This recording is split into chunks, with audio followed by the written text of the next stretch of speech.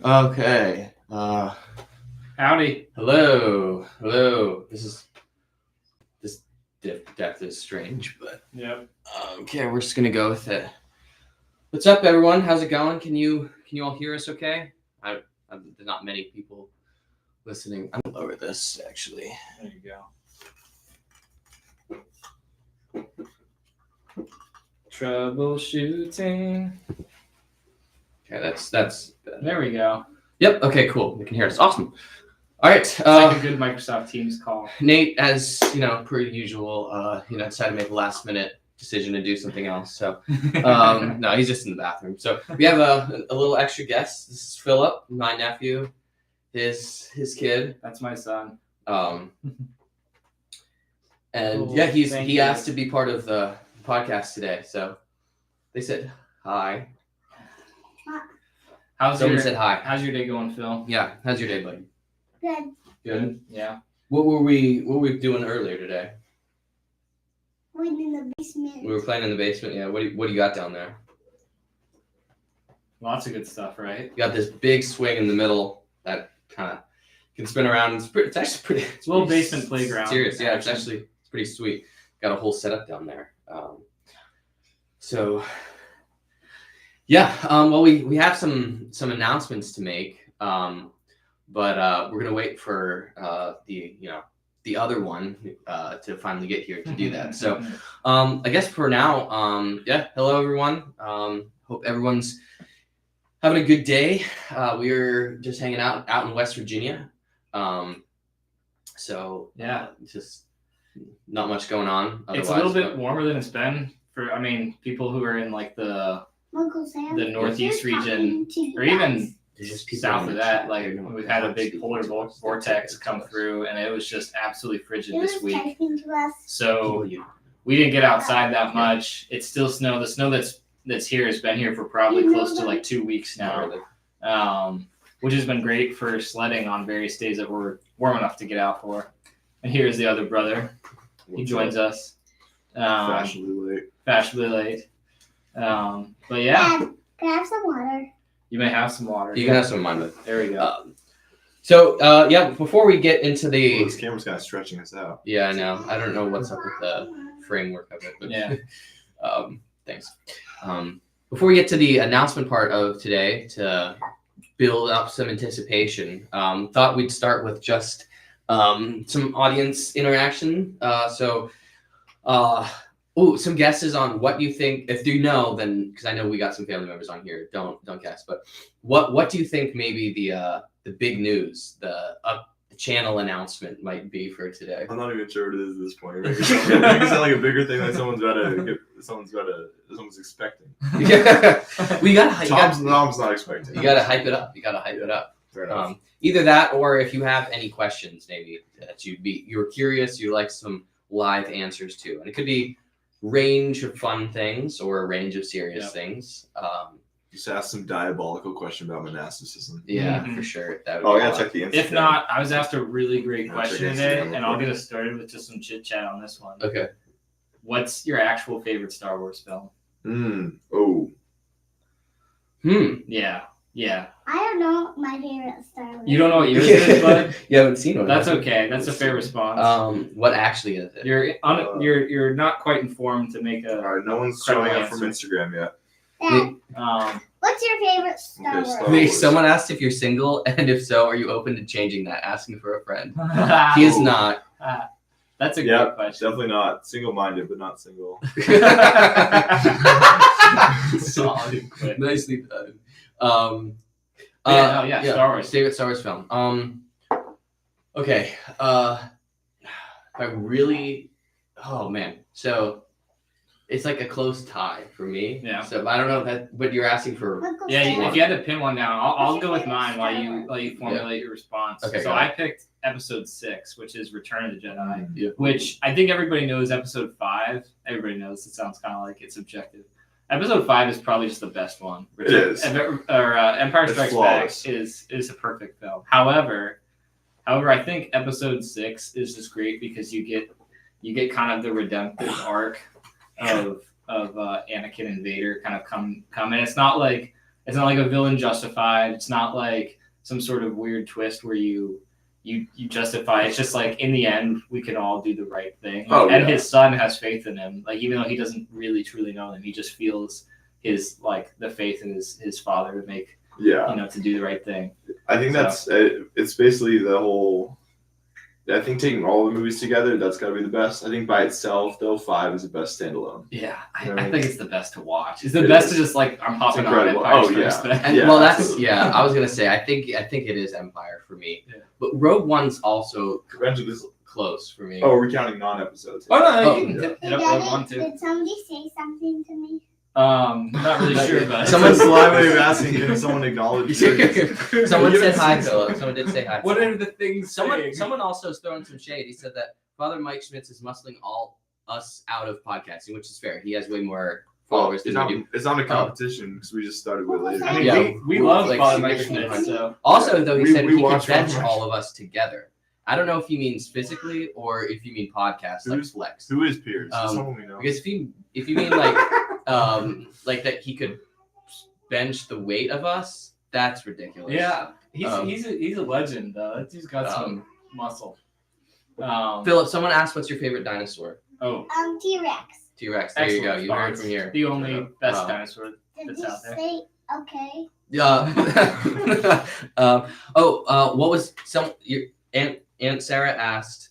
What's been your favorite part of the day so far? What percentage of this is relative? Probably now.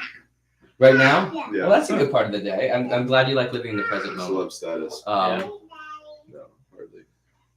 Or did that Rara stay back? Yeah. We'll pause on the responding on the audience. Yeah. How is anyone even watching this right now? What are we doing? There's a lot of technology to explain. Okay, and also who gets these names? The Bluegrass Buddha? they're just handles. No, that's cool. I love it. I like that. That's such a vibe. We have a question. What's your number one favorite movie? Or did you have a nickname? My number one favorite movie, at least as it stands. Shia LaBeouf. Dude, we should get Shia LaBeouf. That is hilarious. Is 1917. That's your all favorite movie? Yeah. Why is that like surpassed all the? I mean, it's an excellent movie, but how's that top? Well, maybe I watched it. I watched it as a novice, so like there's something like nostalgic about being able to go to the theater as a novice, which otherwise is the not desert of fun that you were on. But it's like emotionally, it's like such a good film, man. Visually, it's everything about it. I mean, I mean, it's intense. I don't know even how to describe like why fully, but I think it just really reflects like so many struggles of like the human person, like through the lens of the battle and through the journey. And I think like the twist of like who you think the main character is going to be and then who it actually ends up being. Yeah. And I just love the scene when they're in like that abandoned French village and he meets the girl who's taking care of the baby. Like the bombed out city. That like brief encounter. The lighting alone is incredible. Yes. Go ahead. Yeah, like because it's such a brief scene. Like it begins and it ends with almost the same sort of like just subtle, subtle entrance and exit, and but it's so beautiful and yeah, that is a good one. That's such a good film, and just again from a cinematography standpoint, like the seamless shot aspect of that. Yeah, no, I love that.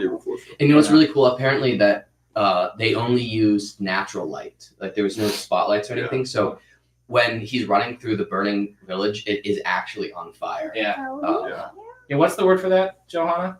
What's the word for that when you have like natural lighting? Practicals. Practicals. I think it's called natural lighting. No, but we got a long question from Catherine Sarah. Yeah, that's a. Given the, I'll read it out. Given the sexual immorality and apostasy of the Roman Catholic Church, why don't you remove yourselves individually and severely from such lawlessness as called by 2 Corinthians 6:14-18 and 7:1 and Revelations 18:3-5? Interesting. Well, first of all, I guess I would question what apostasy they're referring to, since apostasy is a moral sin in the Catholic Church. You want to go on this first? Yeah. Okay. So when Paul talks about like, it is, well, lawlessness. Okay, so I think I'm coming down to like, okay, so there is sin in the church, and there has been things in the church that aren't good, right?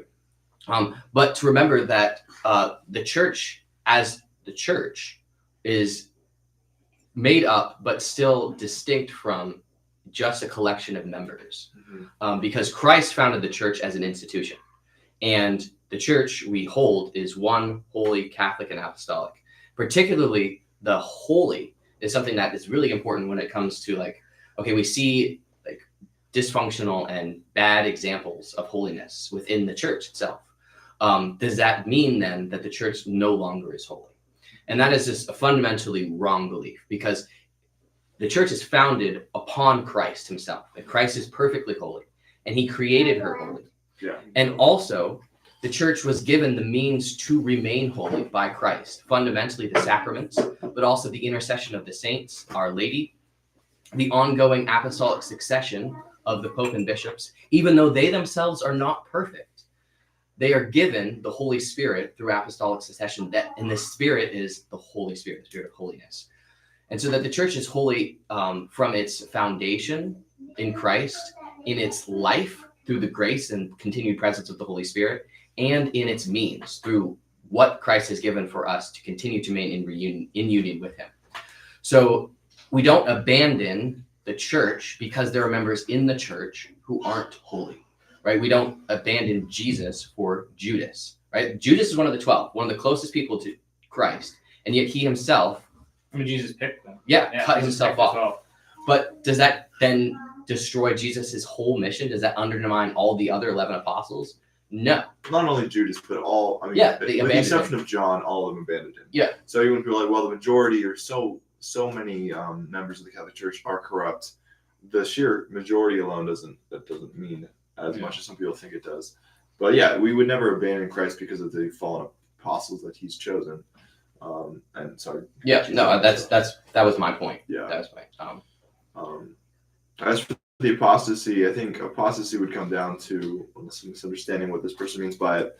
Abandoning the practice of true worship of Christianity, which is obviously giving our worship solely and singularly to Christ, which the church has never stopped doing. Yeah. When people bring in like the saints or the fact that we venerate Mary, those are more, it's actually really interesting because a lot of people of other faith backgrounds who are Christian, for example, a lot of Protestants say, okay, why do you turn to the saints? Why do you have any veneration for Mary?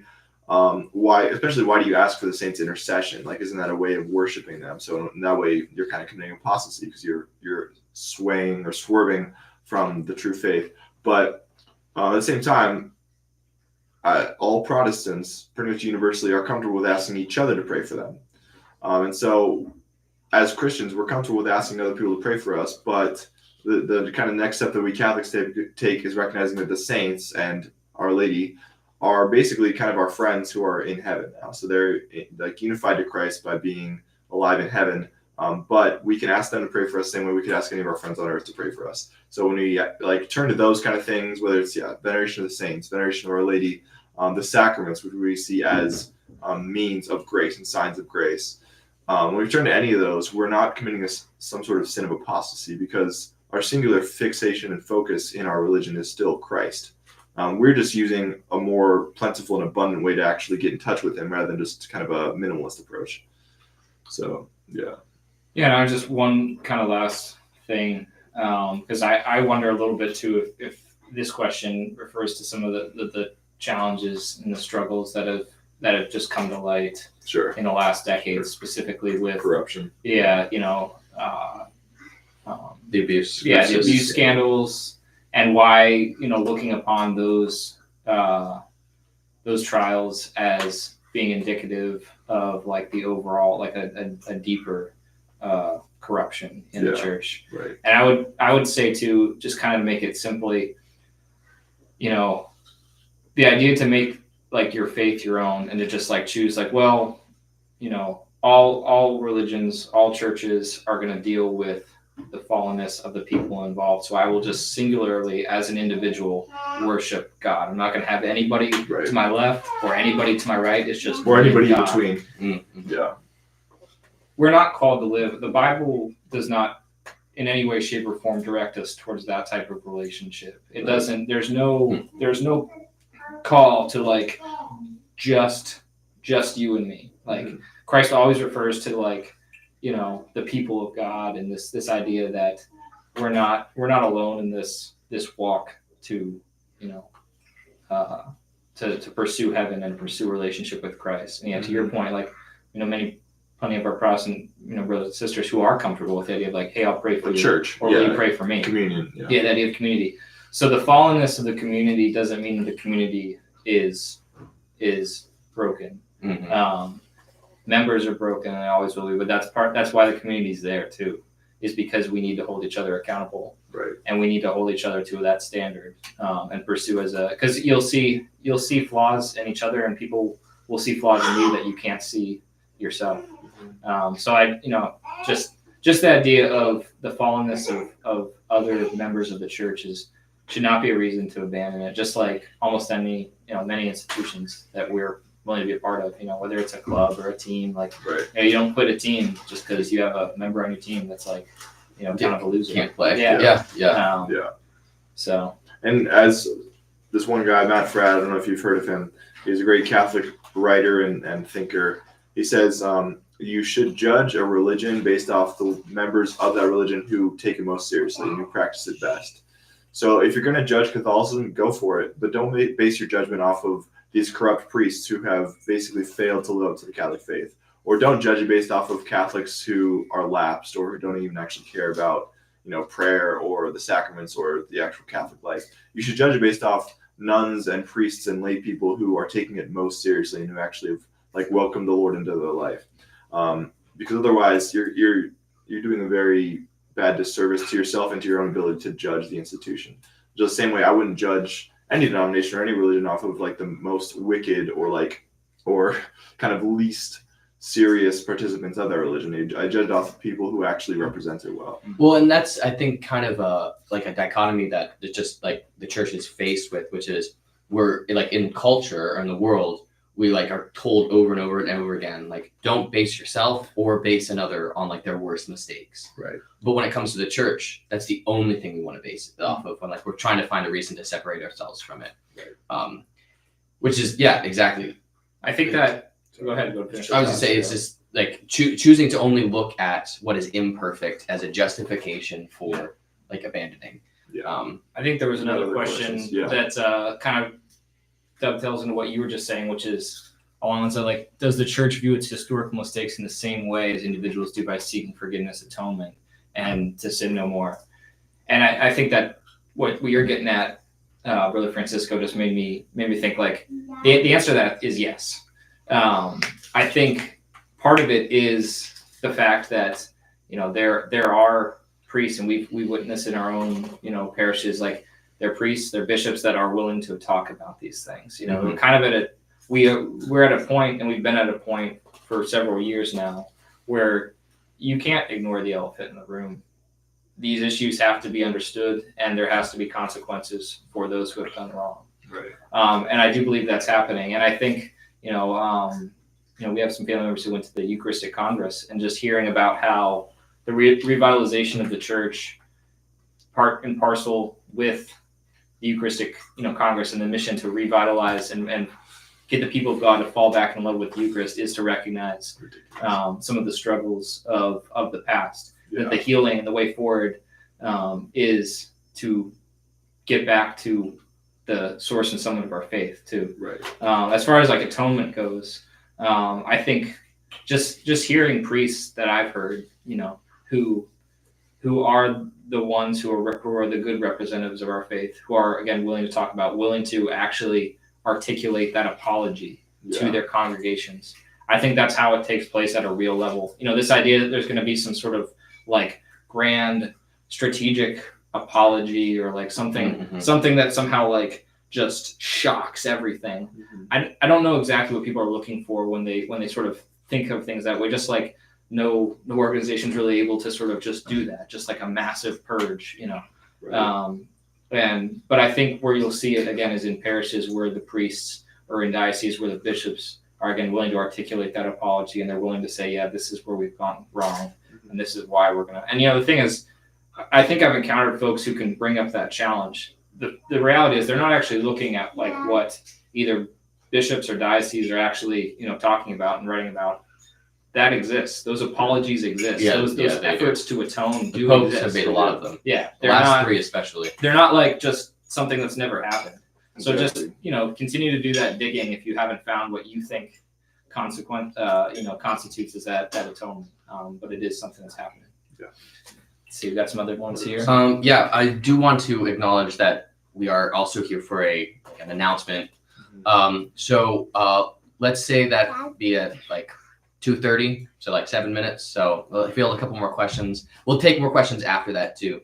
All right, so we have a By question. the way, to anyone who's been wondering why I've been checking my phone a couple times, I did post on Instagram the announcement for this, and if anyone had questions on there, so Okay, check one more time because there were some people that said they did have some. Okay, cool.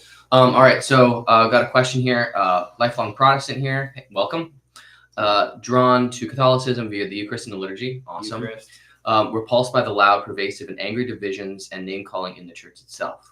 Unity, obedience, what Fair gives, help. Okay, so first, just want to acknowledge that, great searching and holding on to the Eucharist is absolutely like the way to go, because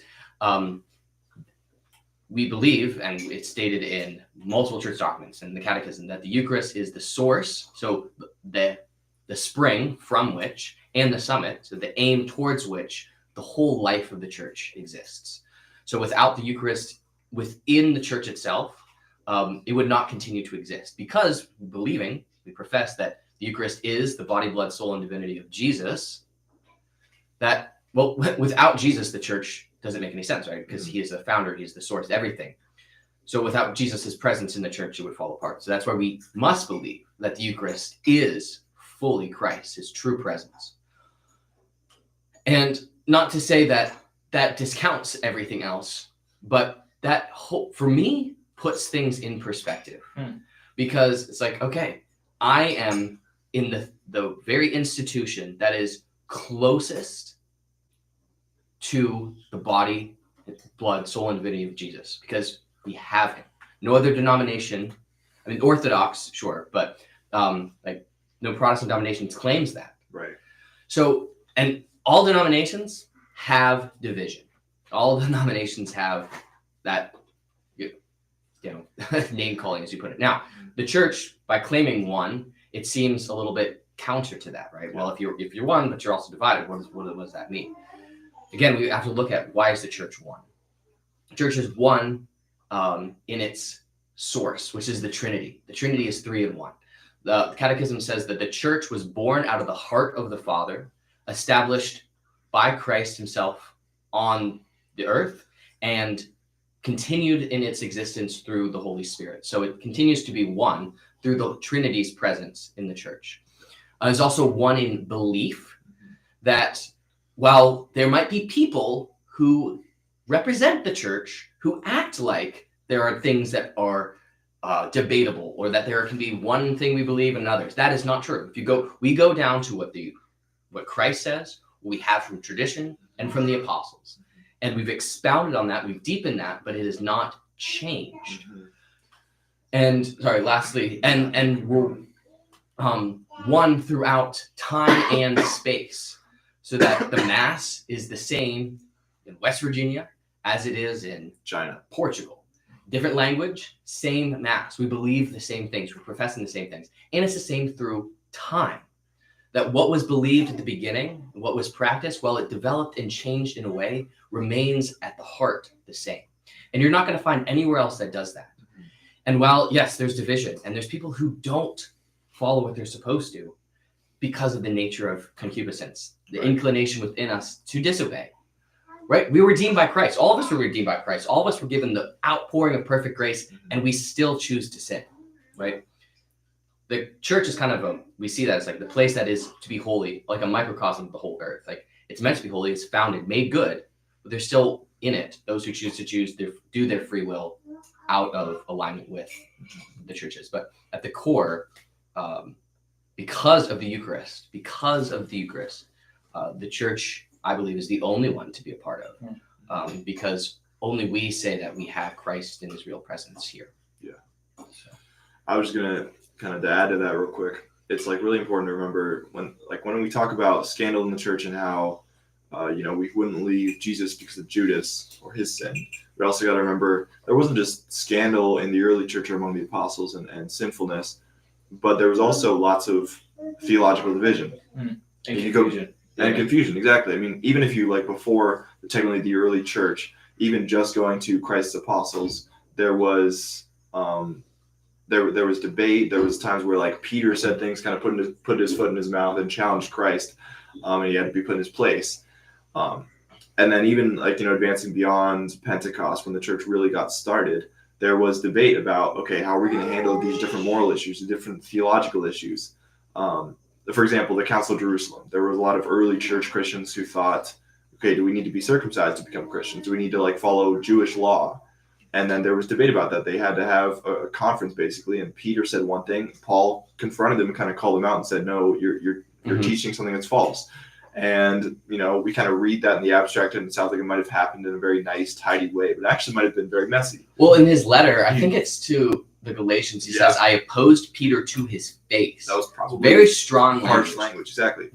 And so there's always been division. It doesn't mean that there's always been a lack of unity. There's always been fundamental unity on what is really true and what is good, and what is constituting the essence of our one holy Catholic and Apostolic Church. But the problem is among the members, because we're imperfect humans, the way in which we experience that singular truth is going to be imperfect. And so we're going to tend towards division, and we're going to each have our own opinions. In addition to the things that we're required to believe as Catholics, we're also going to have little, opinions and personal experience. It's going to influence how we approach it. And so it's just bound to set up for us getting in arguments and stuff. Well, and the other thing I would say is, and I think you both kind of gave a good look at why there is sometimes internal challenges in these debates.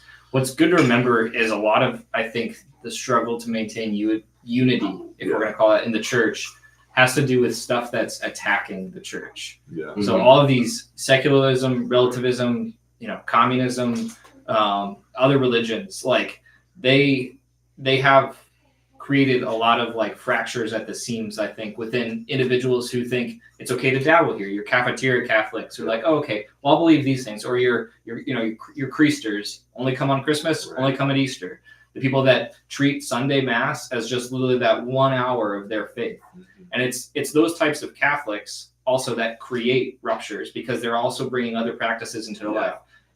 There's a lot of, I think, fair question about, is yoga something that Catholics or Christians should do? Just as an example. And the answer to that is no.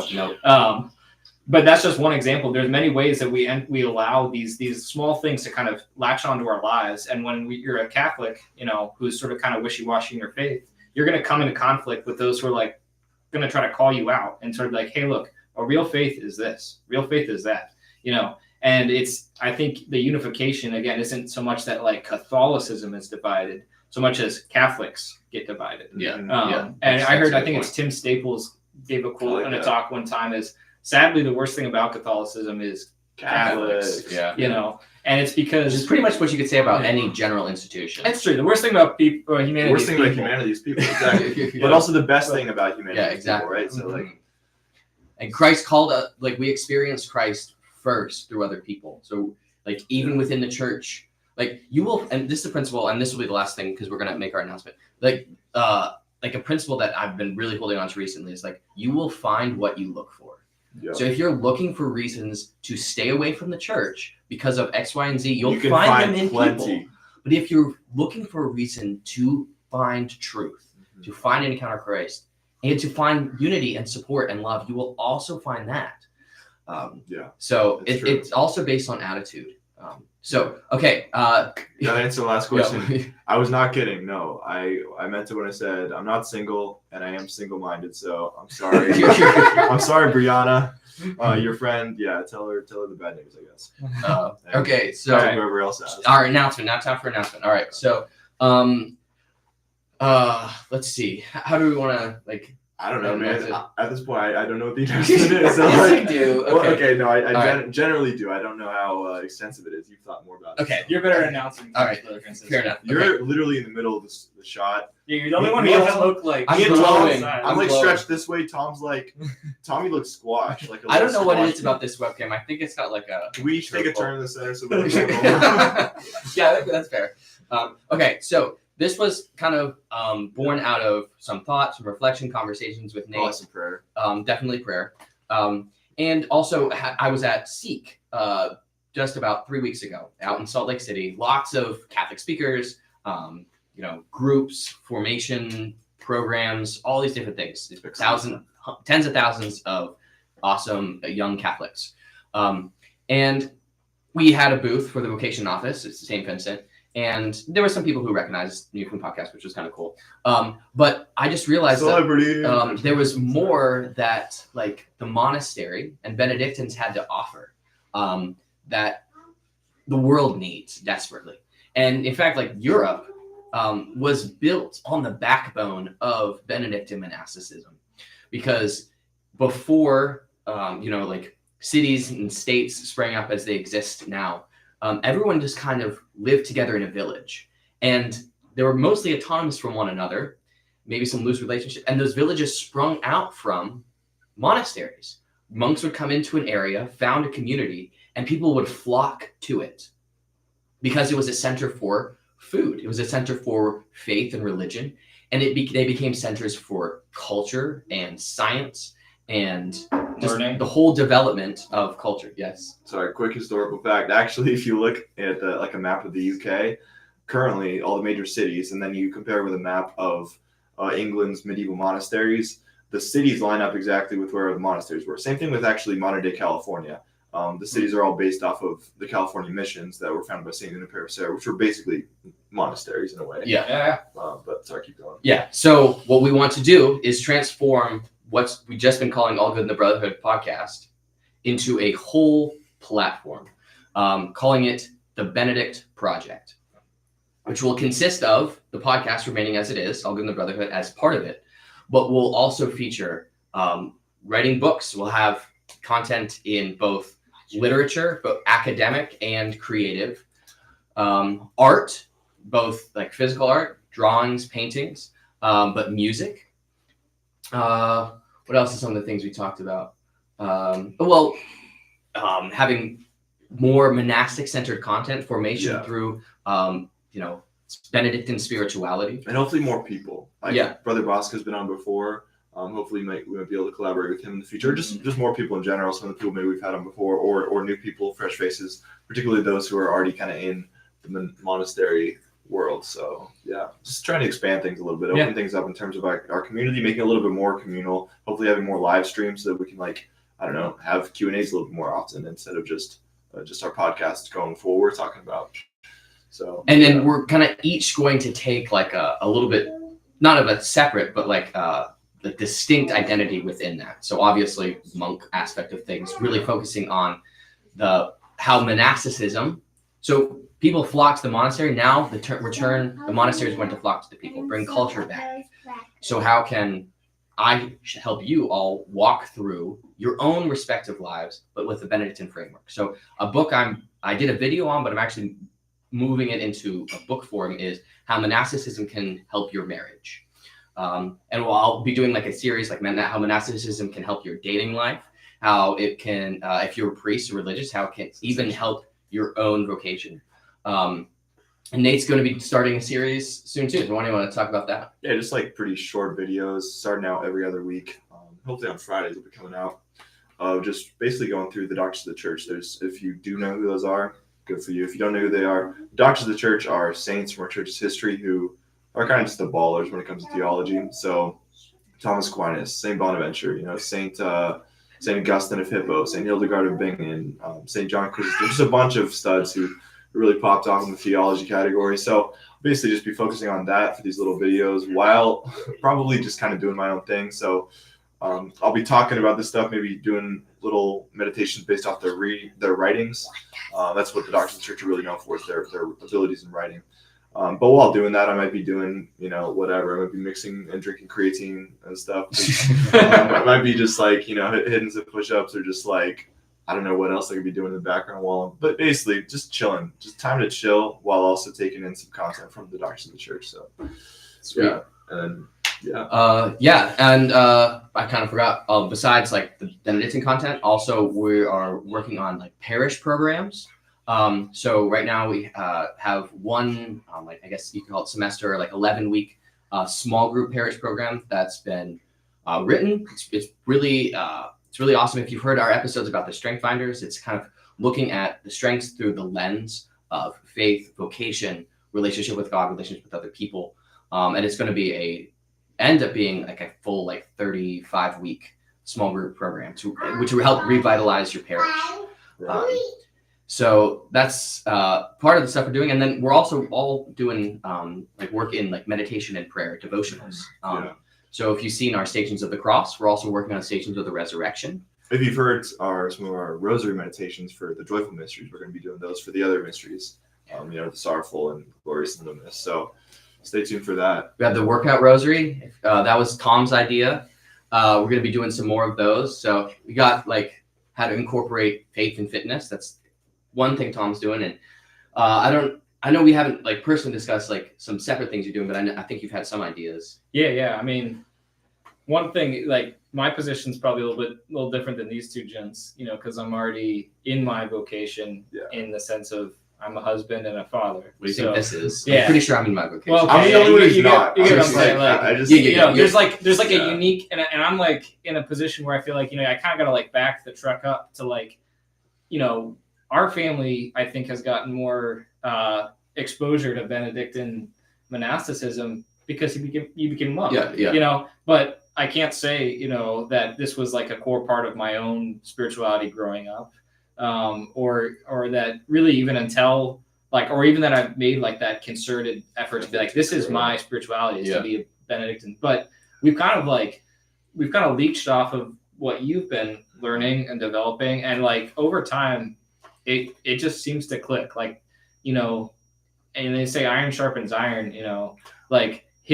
Your vocation has improved our families' lives, and you're willing to have conversations with our families or within our family that's tough, and you're willing to support us in ways that are challenging. And to me, it's just and this isn't I'm sure the other monastic traditions have their own value in terms of what it means for family life, but I can see just from how your acceptance of your vocation has had an awesome impact on our family. So all that is to say, I just want to bring a lens to this effort, this idea of the Benedict Project of how does it kind of look to have Benedictine monasticism affect your life, and not a way where it's I'm not going to become a monk. I know there's was it third order? Shocker. Is that what it is? Or oblates. There's oblates. There's ways to still get tethered kind of more officially, if you will, into Benedictine monastic life. That won't necessarily be something that we do. Yeah. But again, just seeing how these philosophies, these principles, again, going back to the fact that Western civilization in many ways, European, was like built off the backbone of Benedictine traditions. Like, I think that's incredible, and it's something that this country needs too. Yeah. This country, United States, and really Western civilization in general at this point, we need to return to the roots in some way. And it's not just some like, the good old days. We need to get back to that, but we need to get back to keeping faith as a center point in our lives. And yeah, so I think, my contributions will likely still be mostly as like adding that additional lens, that additional simplicity, and I know these two have like a stronger philosophical background and training and education than I do. So I'm kind of like the layman in the room when it comes to like a lot of this stuff. I have to break things down Barney style, as they say in the military. And I think that's still valuable because, it can be hard to sometimes like kind of cut through and just find the simple takeaway, and you guys make stuff super relatable. But, I have a pretty entrepreneurial bone in my body for sure. And I think that's his big contribution. Yeah. My goal is to just help also like add different dimensions to this idea of the Benedict Project, not just about say, content and literature and all these other things, but also to like, hey, how can we think outside of the box and make things that like create, fun family like experiences of Benedict and, monasticism and things like that. So we're going on Shark Tank, actually. Yeah, Shark Tank. That's really what it is. Well, okay, so actually to point something out that he has done that it speaks directly into that is the game that we have created, the pitch, which we're going to send Philip to go grab a copy of it.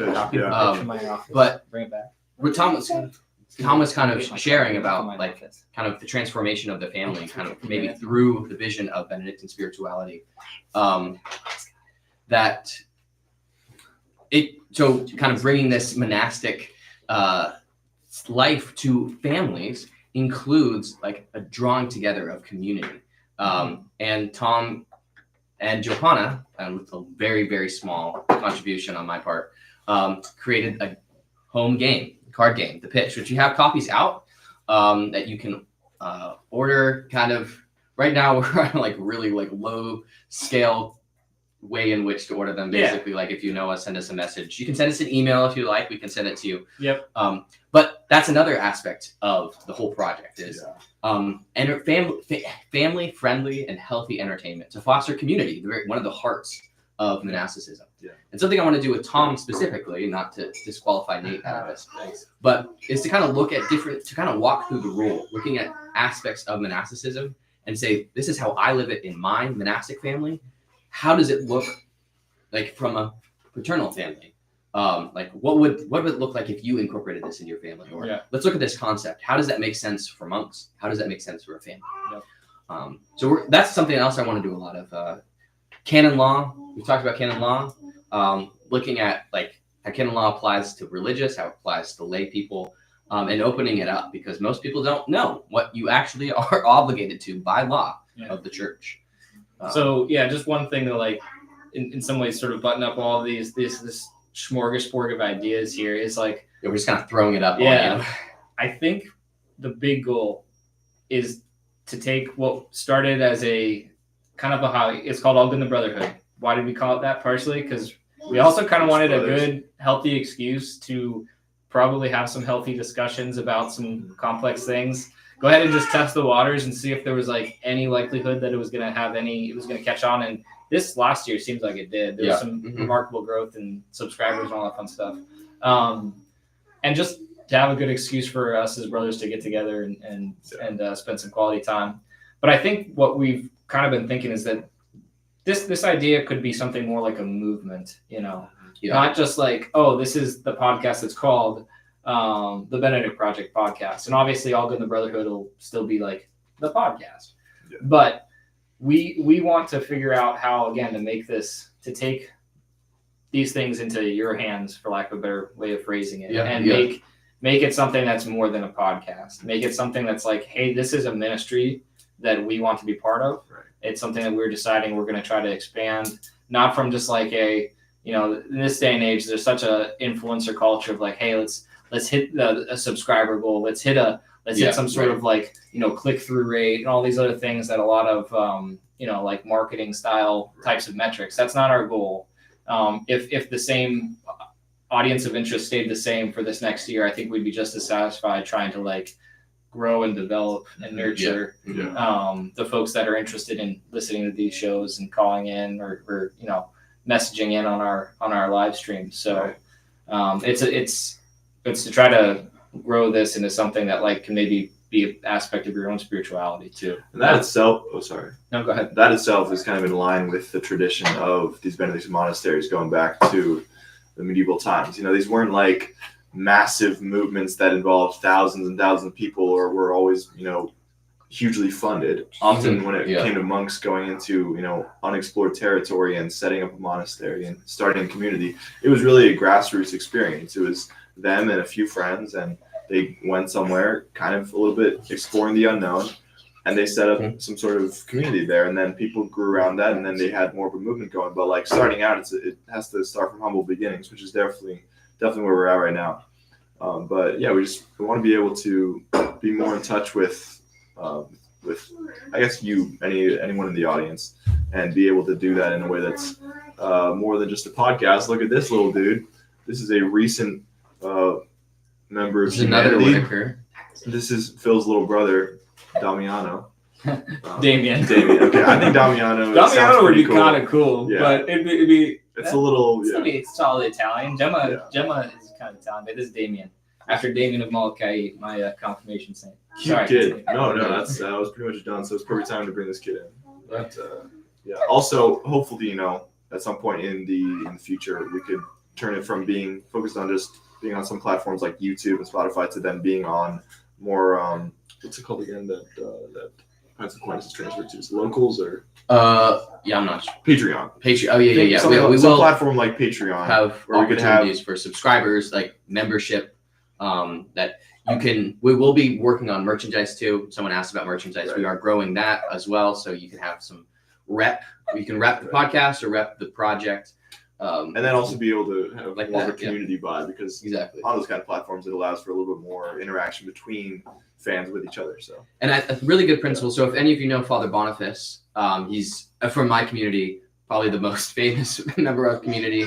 I was just talking to him actually the other day about the project and about like his own work and ministry.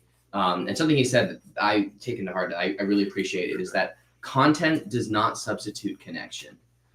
So we can put out all of this stuff to you guys, and that's great, and you can receive from it. And I know a lot of people have said that like vocation testimonies, some of the podcasts I listen to have really helped their relationship with Christ, which is awesome. One second. But we don't want this to be a substitute for that. So the goal is the project to reclaim the culture, kind of in the model of Benedictine spirituality, is to place in your hands the tools to recreate what's around you, not like just sit by and like us, create all this content to just be consumed, but to put into your hands like what the monastery continues to have, that people used to go to, but now we'll go give it to you. So yes, but you had a question.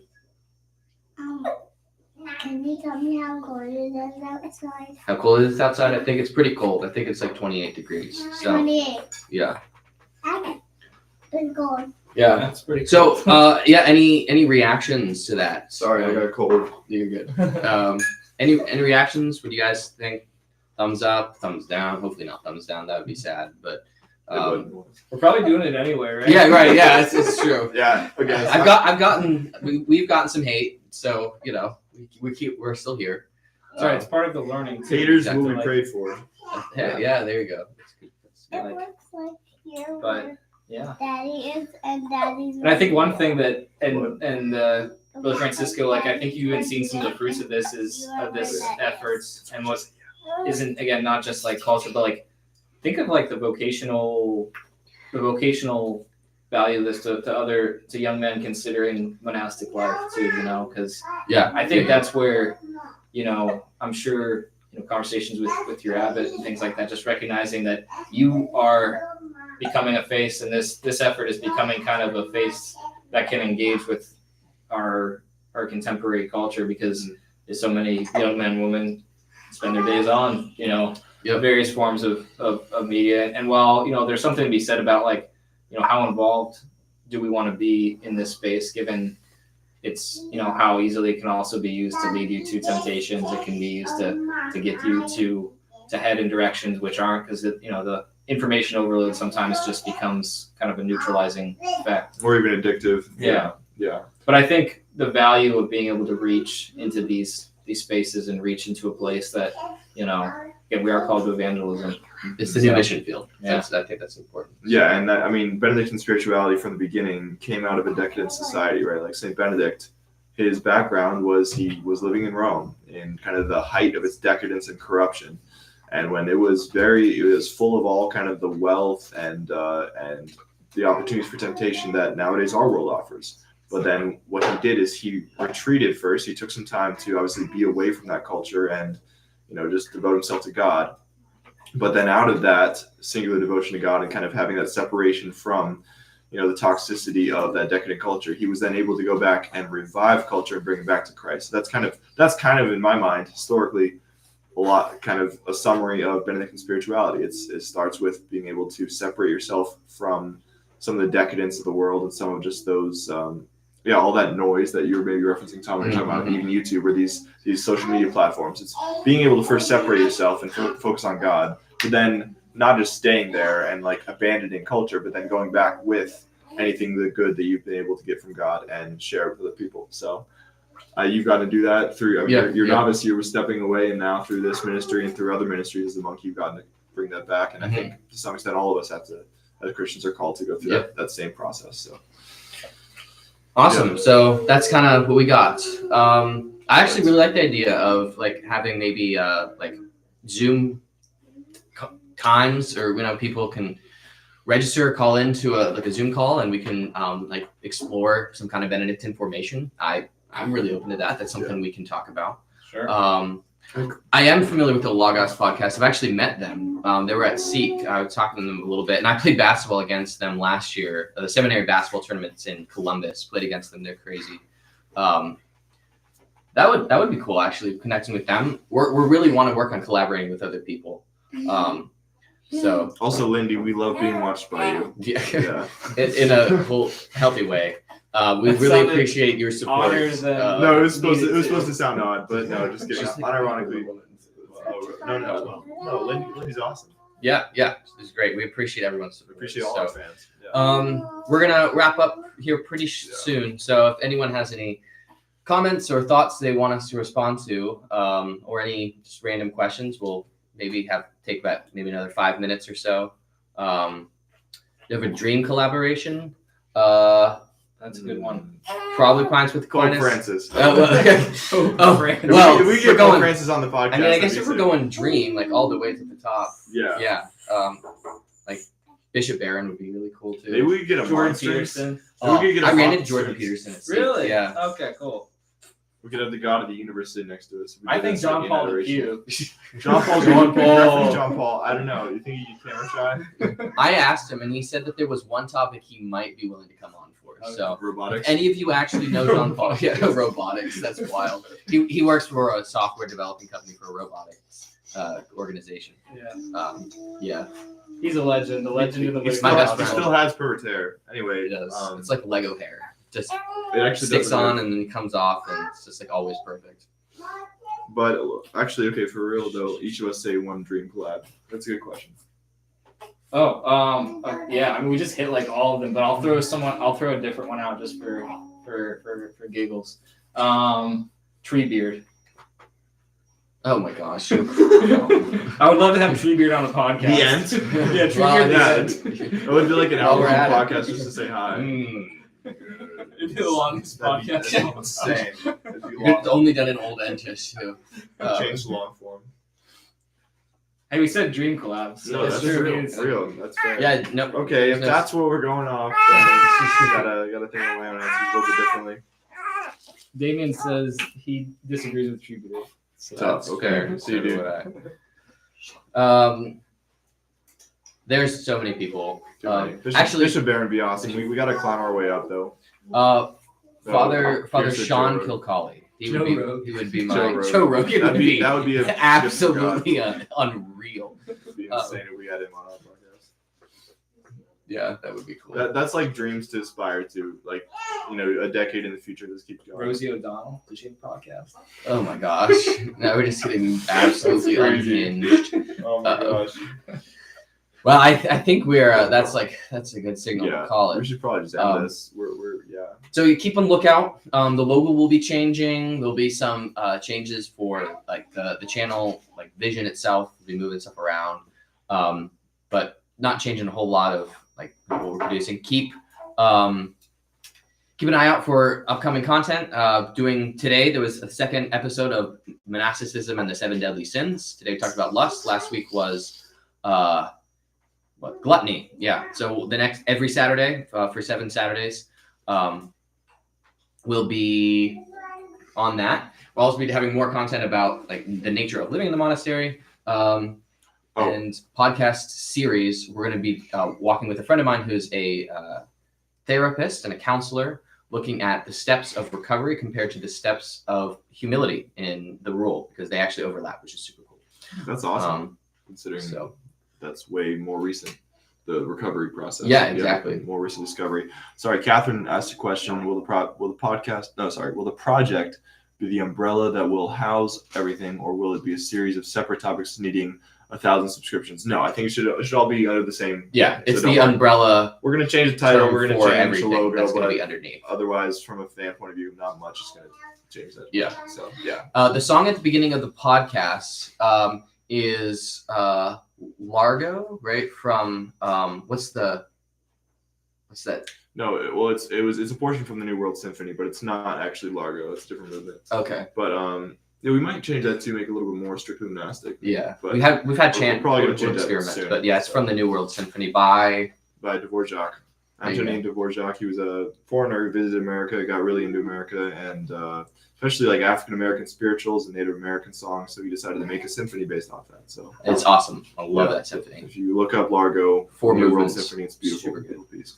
So Okay, anyway, Yeah. but yeah, let's end. So well, yeah. Thank you all for joining us. on lunch. We are the Brotherhood, and now the Benedict Project. And this little kid. Now, can we reach have a turn set in the middle real quick? Oh yeah. Dear Tom, you want to go first? Go Oh, first. Yeah. All right. So you Let's get see. perspective. Peace out. Yeah, you Glad look, we got to you do look this. like a normal dude. We're playing musical chairs. Yeah. Yeah, look at Sam now. Sam like shrunk like he's a little squashed tomato. All right. Swap it. All right. And it's a good question, Stanley. Yeah, I think maybe doing some live stream topics on like more current issues. I think that's a good idea. Yeah. Cool. And now All his face just- doesn't look as stupid. Shut up. You're celibate. Anyway, so like, yeah, we could do some on like some hot takes, some things related to I don't know. What should be some hot takes we talk about?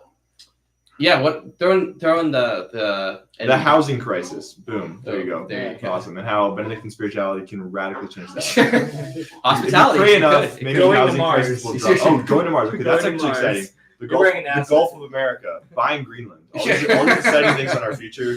Oh yeah. The next 4 years is going to be lit. And we will, for those who might be interested, we will have some episodes coming up eventually for call-ins during podcasting episodes that wouldn't just be necessarily like a live chat, but you can actually talk to us, which we'll be working on getting the number and everything established for that too, which would be pretty cool. Yeah, and it'll be like Colin's show asking for advice, or it'll be like confession but without absolution. It's like you can just admit anything you're struggling with, and we'll be like, "That's tough."